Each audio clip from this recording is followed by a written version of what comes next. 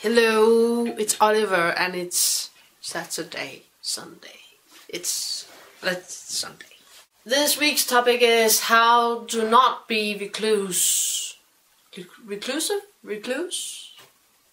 How to not be recluse. It's okay not to be outgoing. It's okay to stay in your room and Tumblr or draw and just be alone. That's totally okay. It's okay not always to be social.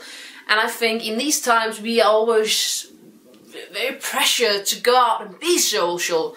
Because of Facebook, people follow our lives and they say, oh, the person goes to this party and that party. And I often feel pressured to go out and be social because I feel and think like my friends on Facebook are watching me. That's a whole lot of other topic. You don't want to be reclusive?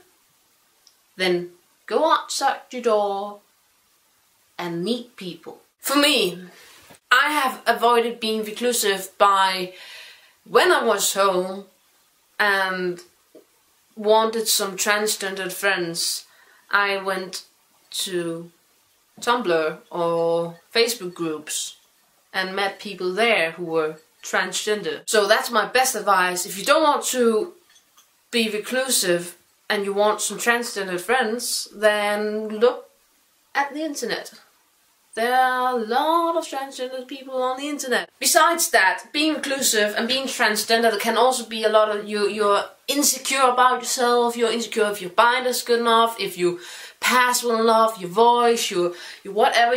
As a transgender person, you can have so many insecurities and be so worried about a lot of things, like what should I wear? Will they notice I'm not really a cis guy? And oh my god, best advice to that is go out there. It won't be easy.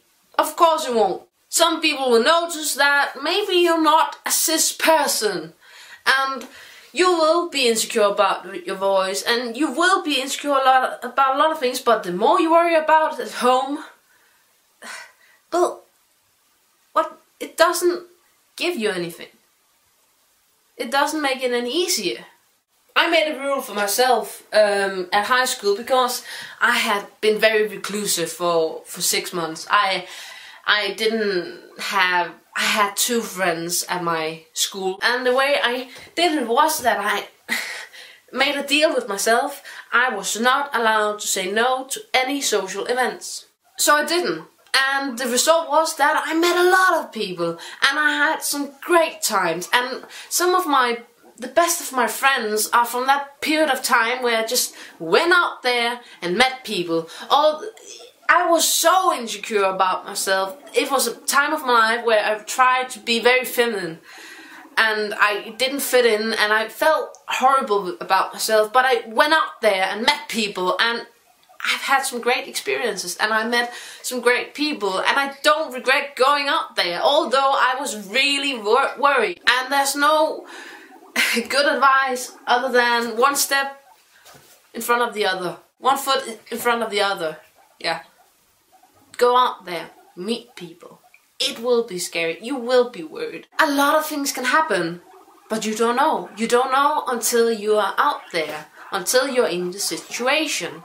And often when you are in the situation, it's not as horrible as it is when you think about it, when you worry about it, when you sit in your room. Because me saying that a person will doubt your gender, that will make a lot of trans guys really nervous and tense and like, oh shit, I don't want that situation. But when you're in it and a person asks, are you a boy or girl? And you answer, well, I'm a boy.